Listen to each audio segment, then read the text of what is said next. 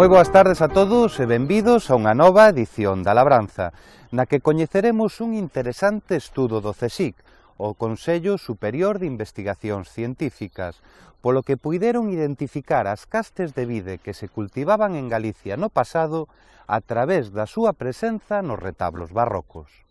Pero iso será na segunda parte do programa. Antes imos falarlles de monte. A semana pasada presentámoslles como quedaban regulados os distintos aproveitamentos forestais, pero para que estes sexan posibles é necesario establecer un sistema de ordenación e xestión do monte, que en Galicia queda así. O monte galego cumpre unha función moi relevante tanto como fonte de recursos como polo seu papel medioambiental, en termos de protección do solo e do ciclo hidrolóxico, de fixación do carbono atmosférico e da diversidade biolóxica, a máis de ser provedor de servizos recreativos e paisaxísticos. Pero esta riqueza e diversidade dos montes galegos só se pode poñer en valor de xeito ordenado, a través do que se coñece como xestión forestal sustentable. No monte a única forma de garantir que estos aproveitamentos se realizan de xeito sostible é facerlos de unha forma ordenada e planificada, pero que ademais existen uns instrumentos de mercado. Non estamos a falar de procedimentos públicos, de procedimentos normativos, sino de procedimentos de mercado ligado ás actuacións dos consumidores, que exixen dunha forma creciente cada vez máis un recoñecemento, unha acreditación da sostibilidade da produción dos produtos que están a mercar. Pois existen, digamos, unos instrumentos internacionais de acreditación, de certificación de xestión forestal sostible, basicamente o CSC e o PEF, e solamente os montes ordenados poden acceder a esa, digamos, estatus de certificación. Sen embargo, apenas o 10% da superficie forestal en Galicia presenta un instrumento de ordenación en vigor. Esta porcentaxe é un pouco superior no resto do Estado español, pero en ambos casos está moi lonxe do valor medio que presenta a Unión Europea, onde o 50% dos montes teñen un instrumento de ordenación. Por non falar dos países nórdicos, que mesmo chegan a superar o 75% da súa superficie forestal. E é que tanto para Galicia como para toda España a ordenación dos montes estaba rexida ata o de agora por unhas normas que datan de 1970 e que ademais non se corresponden coa realidade de Galicia, xa que están pensadas para grandes extensións e especies forestais que non son as propias da nosa terra. A gran dificultade para a implantación destes sistemas é a atomización da propiedade forestal en Galicia. Dos 2 millóns de hectáreas que hai de monte, son unhas 40.000, o 2%, é monte público, ben sexa de concellos, deputacións ou da comunidade autónoma. 660.000 hectáreas son de propiedade privada colectiva, a través dos montes veciñais en mancomún, e o 1.300.000 hectáreas restantes son de propietarios particulares. Iso que quere decir que máis da terceira parte de Galicia é monte de propietarios particulares, donde a propiedade media está entre 2 e 5 hectáreas, falamos da propiedade media, as hai maiores evidentemente, pero en ata 15 ou 20 parcelas diferentes, de maneira que estamos a falar de que hai que medir en miles de metros cuadrados as dimensiones das nosas parcelas. É unha medida moi tradicional de Galicia que difere de unha zona a outra, como é o Cerrado. Estamos a falar entre 400 e 550 metros cuadrados, basicamente, pois é a unidade de medida. É unha propiedade normal en Galicia de 1, 2, 3 ou 4 ferrados. E a partir de aí, todos os que somos galegos hemos oído na nosa infancia en distintos momentos, pois que unha propiedade de máis de 4 ou 5 ferrados era xa unha gran propiedade. E cando estamos a falar de 2.500 metros cuadrados, a cuarta parte dunha hectárea. Atendendo a esta realidade, o novo decreto de ordenación e xestión de montes en Galicia establece 3 tipos de sistemas: o proxecto de ordenación, o documento de xestión, que pode ser simple ou compartido, e o documento de adhesión a orientacións silvícolas. O máis desenvolvido é o proxecto de ordenación, que será obrigatorio para todos aqueles montes cunha superficie superior a 25 hectáreas en couto redondo, é dicir, xuntas, sexan de un particular ou de montes veciñais en mancomún. Tamén é obrigatorio para todos os montes públicos independentemente da súa superficie. O proxecto de ordenación require digamos, unha avaliación de recursos, un análisis da digamos, existencia de zonas de red natura, zonas de valor histórico, distancias a ríos, distancias a medios de comunicación, bueno, toda a situación xurídica dese monte e unha, digamos, ordenación dos seus aproveitamentos e un detalle das actuaciones a realizar nos seguintes 10 anos. Aquí estamos a falar, ademais de que sexa, digamos, o sistema máis desenrolado, pero unha simplificación respecto á obligación, de maneira que hemos facilitado, dende o punto de vista de tempos, dende o punto de vista de capacidade e do punto de vista de custos, o acceso das propiedades galegas a ese proxecto de ordenación. Aqueles propietarios forestais que teñan menos de 25 hectáreas en Couto Redondo poderán facer un documento de xestión, similar ao proxecto de ordenación pero con menores requerimentos. Este documento de xestión pode ser simple para un propietario ou un monte comunal cunha superficie igual ou inferior a 25 hectáreas, ou compartido cando se xunten varios propietarios de montes particulares. Estos dous documentos, o proxecto de ordenación e o documento de simple xestión, o documento compartido, cando é a propiedades de distintos propietarios, teñe unha serie de ventaxas. Por un lado, cando hai un documento compartido de xestión para superficies de distintos propietarios, por exemplo, entre eles, non teñen que respetar as distancias que marca a lei de 2 metros de lindes para cualquier propiedade forestal, de maneira que pueden considerar toda esa superficie ordenada conjuntamente como unha mesma superficie, como se fueran do mesmo propietario. Pero ademais, calquera tipo de autorización necesaria para realizar estos aproveitamentos forestais, además dos servicios forestais, a que me estou a referir? Pois conservación da natureza en caso de red natura, dun órgano de cuenca no caso de digamos, cercanía a un río, de unos perímetros no caso de existencia pois, de unas mamuas o valor, bueno, todos estes tipos de organismos que teñen que ver con as autorizaciones tamén de corta.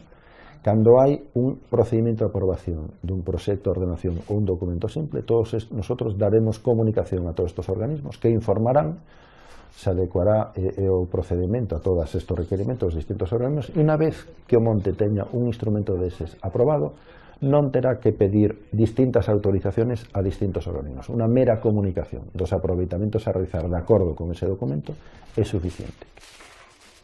E o terceiro instrumento de ordenación, pensado para os propietarios máis pequenos, cunha superficie inferior a 15 hectáreas, será o documento de adhesión a boas prácticas e orientacións silvícolas.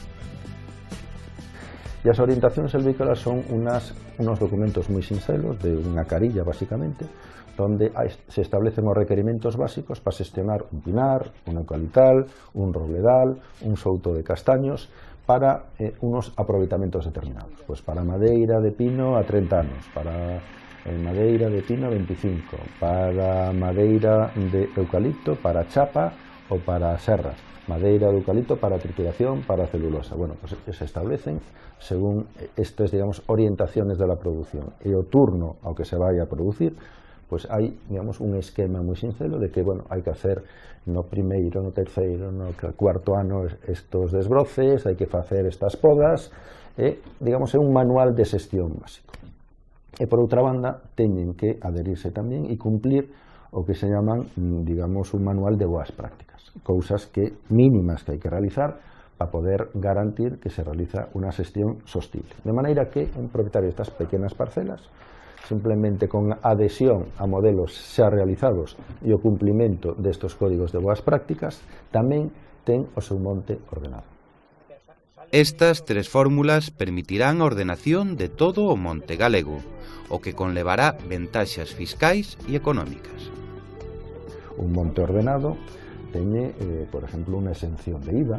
Un monte ordenado ten unhas ventajas para o IRPF do propietario, de maneira que as axudas públicas para a xestión dese monte pois non se consideran como un ingreso, cousa que se o monte non está ordenado non poden acceder a elas. Se o monte non está ordenado non se pode acceder, digamos, a certificación de xestión forestal sostible. E este non é un tema de obligación pública, dunha norma, dunha lei, é un tema de mercado. Os consumidores de todo o mundo cada vez máis ligan a súa compra a acreditaciones de xestión ambiental adecuada. De maneira que as nosas empresas empiezan a encontrar problemas para vender a madeira que non procede de montes certificados de xestión forestal sostible. Se iso é así, os propietarios non van a encontrar quen merque esa madeira porque non se vai a poder transformar nin vai a haber quen a merque. Pero é que, ademais, a lexislación establece a obrigatoriedade de contar cun plan de ordenación a partir de 2019. A partir de 2019 non se poderán realizar en ningún monte, pero nin en Galicia ni de fora de Galicia, ningún aproveitamento comercial, nin recibir axudas públicas aqueles aproveitamentos que se realicen en montes non ordenados. E só se poderán realizar aqueles aproveitamentos que estén incluídos nos proxectos de ordenación. E isto vale para madeira, isto vale para pastos, insisto, isto vale para setas, isto vale para os cogumelos ou para o caso de frutos, ou o caso máis representativo é o da castaña. Este decreto de ordenación e xestión dos montes en Galicia entrará en vigor a partir de agosto, momento no que todos os propietarios forestais se terán que acoller a algunha das 3 fórmulas de ordenación establecidas pola lei.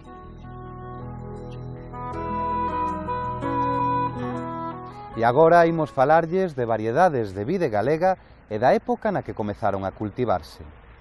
As cepas centenarias e as escasas referencias da bibliografía antiga poden dar algunha idea, pero o debate sempre estivo aberto.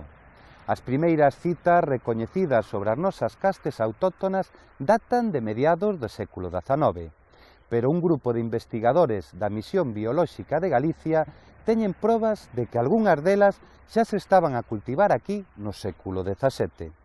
Atoparon estas probas a través do estudo das representacións das vides que hai nos nosos retablos barrocos. A Misión Biolóxica de Galicia é un dos centros de referencia na historia e na actualidade da investigación agraria galega. Dedicada sobre todo ao estudo do millo dende a súa fundación en 1921, nas últimas décadas desenvolveu un importante traballo na área da viticultura. En 1993 incorporábase a este centro a doutora Carmen Martínez. Traía unha importante equipaxe dos estudos desenvolvidos no centro do CSIC en Compostela, a colección de variedades de vide recollidas por todo o noso territorio, dende mediados dos anos 80. El trabajo de descripción y recuperación de las variedades de vid de Galicia y también de Asturias se inició en el año 86, que era cuando empezaba a haber un interés, se daban cuenta que el vino que se producía no era de gran calidad, cuando antiguamente lo había sido. La cuestión es que el que era mi director de tesis, el doctor Mantilla, me propuso trabajar en el tema de la vid cuando yo inicié el doctorado. A mí el tema me gustó y empezamos a trabajar en ello recorriendo todas las zonas vitícolas de Galicia y buscando, viendo qué variedades había, porque no sabíamos lo que nos íbamos a encontrar. Había muy poca información al respecto.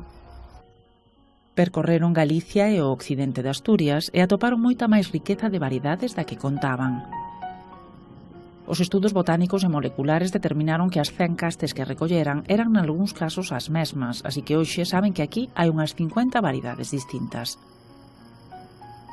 Cultívanas en idénticas condicións para poder determinar as características específicas de cada unha. Era un paso imprescindible para incluílas na lista española de variedades comerciais, e xa que logo poder traballar con elas nas adegas. Es un patrimonio vitícola que hay que conservar porque son variedades, algunas de ellas únicas en el mundo, y además yo pienso que tiene un enorme interés pues de cara al futuro, de cara a las bodegas, a las empresas que quieran hacer vinos distintos con estas variedades. Las tenemos todas en colección, se han descrito, con lo cual entran en la lista oficial española de variedades de vid, y a partir de ahí las denominaciones de origen pueden introducirlas en su lista propia de cada denominación de origen y, por supuesto, hacer vinos con ellas. Este traballo, grazas ao que hoxe poden chegar ao mercado viños das nosas castes autóctonas, comezou recorrendo a bibliografía antiga, publicada antes da chegada do oidio, a filoxera, o mildeu e a podremia negra, isto é, a finais do século XIX. O obxectivo era atopar referencias sobre as zonas e as variedades que se cultivaban en Galicia daquela. A primeira que atoparon data do ano 1843. Tamén consultaron bibliografía posterior para determinar como responder ao cultivo a esas doenzas e que castes foráneas se introduciron aquí despois delas. Pero a información máis valiosa sacaron a dos viticultores máis vellos que atopaban nas súas visitas de campo. Y arbrillo. ¿Y albarín blanco. El mejor de todo para eso el albarín blanco. Para vino, el albarín blanco. Vino saber. Algo pasou nunha desas visitas que deu outro enfoque para investigar a historia da vide en Galicia. Estábamos visitando una casa parroquial, una casa de un párroco, había una cepa antigua, centenaria, y estaba la hermana del párroco que nos abrió la puerta, y mientras nosotros cogíamos hojas, estábamos haciendo fotos de los racimos, etcétera, ella no dejaba de insistir en que, bueno, decía, pero ¿qué venís a coger aquí? Si las hojas, esta cepa es vieja, no le interesa a nadie. Lo que viene a ver aquí todo el mundo es el retablo de la iglesia. Tanto insistió que nosotros al final entramos a ver el retablo y a mí me sorprendió enormemente porque las mismas hojas que yo acababa de estar fotografiando y cogiendo en el emparrado que había fuera estaban en uno de los retablos. Entonces, a partir de ahí, yo siempre que iba a una iglesia, que veía algún retablo, me fijaba en la forma de las hojas y comprobé que eran distintas en cada sitio. A viña é un dos símbolos máis recorrentes nos retablos barrocos. As columnas salomónicas cubríanse de gomos, follas e acios para aludir á resurrección e á liturxia eucarística. Son moitos os exemplos que temos en Galicia destas obras dos séculos XVII e XVIII, nos que se poden ver representacións máis aproximadas ou menos ao que sería unha vide real. Por fin, en 2006, unha investigadora atrevíase a afondar neste tema para a súa tese de doutoramento. Creemos que naquela época seguramente estaba moito máis en contacto coa natureza e que todo o mundo, aínda que traballaba no seu taller, pois ao mellor incluso os artistas tiñan viñedos ou na súa cercanía había esas plantas de vide. Entonces tiñan esa capacidade que hoxe en día ao mellor perdeuse un pouco de representar fielmente, botánicamente, as plantas que nos rodean. Convivían, digamos, estaban máis cercanos a eles. La hipótesis de la que partíamos es que los artesanos, los artistas que hacían estos retablos, tomaban modelos de hojas y racimos del entorno. Por eso centramos el trabajo en los retablos de iglesias que estaban, cada una de ellas, en distintas zonas vitícolas. Tenemos desde iglesias pequeñitas hasta catedrales, incluso la Catedral de Santiago se incluyó. Estudaron uns 100 retablos e trataron de caracterizar as viñas que se representaban neles, usando a mesma metodoloxía que empregan para describir as variedades reais. Sacaron fotografías das follas que estaban máis planas, menos distorsionadas que as que se adaptaban á propia curvatura da columna. Fixeron o mesmo cos acios. Repetiron o procedemento co material vexetal da súa colección. Tomaron as medidas das follas e dos acios, procesaron as imaxes e descubriron que en algúns casos as obras coincidían inequívocamente coas nosas castes autóctonas. O que aplicamos foi o método da reconstrución da folla media, que foi desenrolada pola doutora Martínez do noso equipo, e que é un método ampelográfico para facer unha folla, digamos, típica de cada variedade. Consiste en medir unhas certas longitudes nos nervios e os ángulos que forman, aparte de outros detalles como o número de dentes ou a apertura dos senos. Con esas medidas facemos o debuxo dunha folla típica que sería desa variedade. O que fixemos foi, no caso dos retablos, partir das imaxes que tiñamos das follas, elexíamos sempre follas que estiveran pois non moi dobladas e que nos permitira sacar un plano correcto para facer as medicións sobre el. As fotografías facíanse sempre cunha referencia, por suposto, cunha regla para logo poder calibralas a hora de medilas, e nas variedades reais aplicamos a metodoloxía do método de Martínez, que aplicamos normalmente, coas follas ben reais ou ben prensadas, medimos esas longitudes, coa axuda sempre dun software, dun programa informático que nos axuda a medir as longitudes e os ángulos. Logo, esas longitudes e esos ángulos compáranse mediante técnicas estadísticas para ver que efectivamente coinciden as das variedades reais coas dos retablos. E coincidían, polo menos en 6 casos. Atopamos 2 exemplos nos retablos do Museo da Catedral de Tui, tallados alrededor de 1710 por Francisco Castro Canseco. As follas enteiras e os acios pequenos que aparecen neste retablo son características do albariño. Nestoutro non teñen dúbida de que o artista tallou as follas lobuladas e deseos profundos da loureira e os lombos característicos dos seus acios. E iso danos un pouco a idea de que efectivamente o artista tiña que estar utilizando un modelo real, porque senón ese nivel de detalle, esas representacións tan fidelignas das follas e dos acios, sería imposible. Incluso ás veces é difícil para nós, que somos expertos en ampelografía, chegar a representar nunha imaxe ou nun debuxo esas características botánicas tan concretas que ten unha variedade. Por iso creemos que eles estaban utilizando modelos reais ou que coñecían moi ben a planta que estaban representando. Maior sorpresa foi o achado no convento das Clarisas de Tui, porque a variedade que se representou aquí seguramente alrededor de 1716 é a tinta castañal, prácticamente desaparecida hoxe.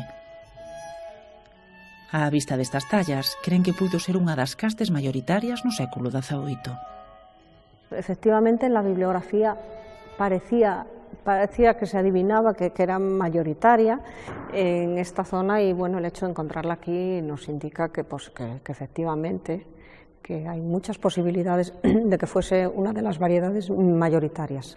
Es una variedad tinta, ya digo, muy antigua, que solo existe en la subzona Rosal, dentro de la denominación Rías Baixas, y que actualmente solo la cultiva una bodega y elabora vino a partir de ella. Tamén atoparon a variedade albarello en Sober, a dona branca en Monterrey e a palomino fino en Asturias, que se cría introducida ali despois da filoxera.